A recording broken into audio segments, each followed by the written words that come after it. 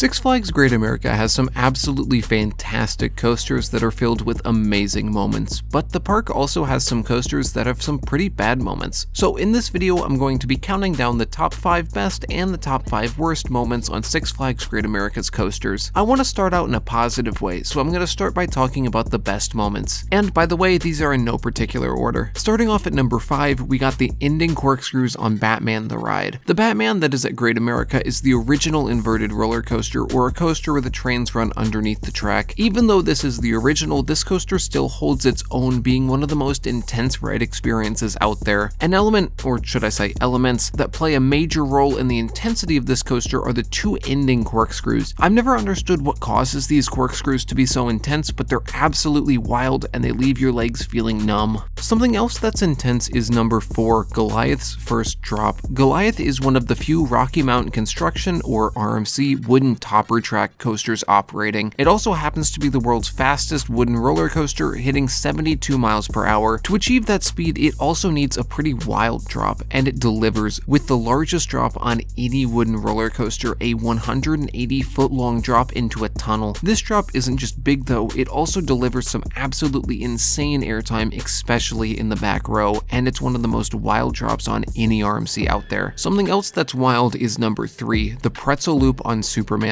Superman is a B&M flying coaster. On this kind of coaster, you lay face down underneath the track in a flying position. Superman uses that to its advantage, creating a smooth and graceful flying experience that recreates the feeling of what it would be like to fly as Superman. For the most part, this coaster is very tame, apart from one moment. The pretzel loop after the first drop is one of the most intense elements out there. This element creates some absolutely insane positive forces, and it's probably the most intense moment of forces in the park. But those are positive forces. A crazy moment of negative forces is number 2, the first drop on Raging Bull in the back row. This is the best drop on any coaster that I have ever ridden. The airtime you get during this drop is unmatched. You get seconds of intense sustained airtime while going down the entire 208-foot-long drop. I have an entire video dedicated to how good this coaster is. Before we get into number 1, I want to go over a quick honorable mention. The first drop on X-Flight is a really fun moment. It's the same kind of drop that's found on basically every wing coaster out there, but that doesn't change the fact that it is really fun. Something else that's really fun is number 1, the launch on Max Force. When I said that these were in no particular order, I was lying, because this moment is easily the best moment in the entire park. Nothing else that I have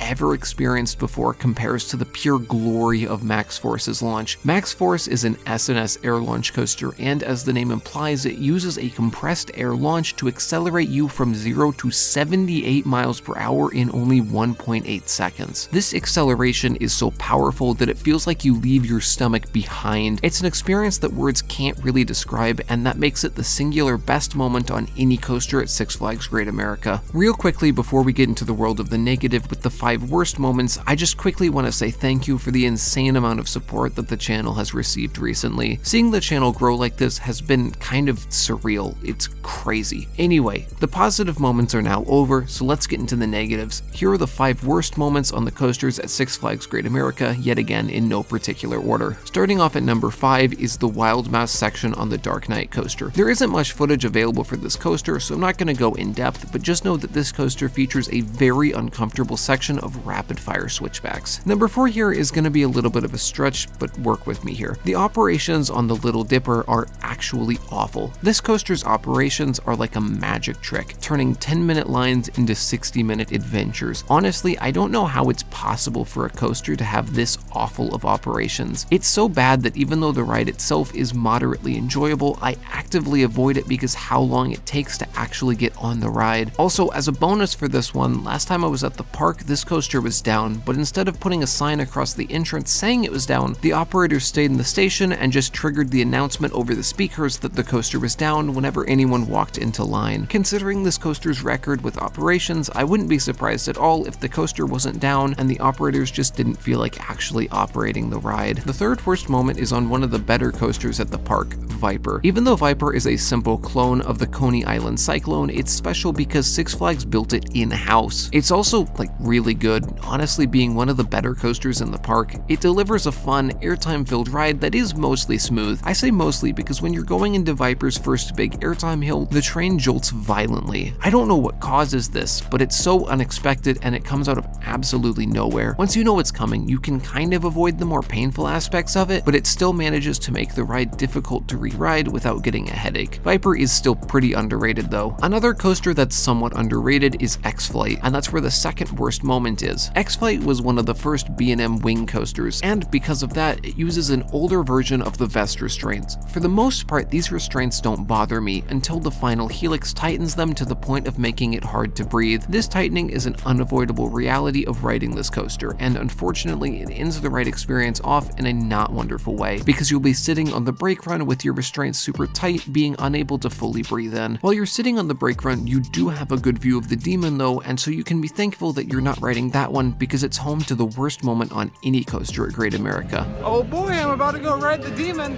I should not have ridden the Demon. Yeah, I lied again, because the transition into the corkscrew on the Demon is the worst moment in the entire park. It's profiled so poorly that it actually messed my neck up, and for the rest of the day at the park, it hurt to look up. But why ride the Demon when right across from it is Raging Bull? I have a whole video on that coaster right there. Also subscribe.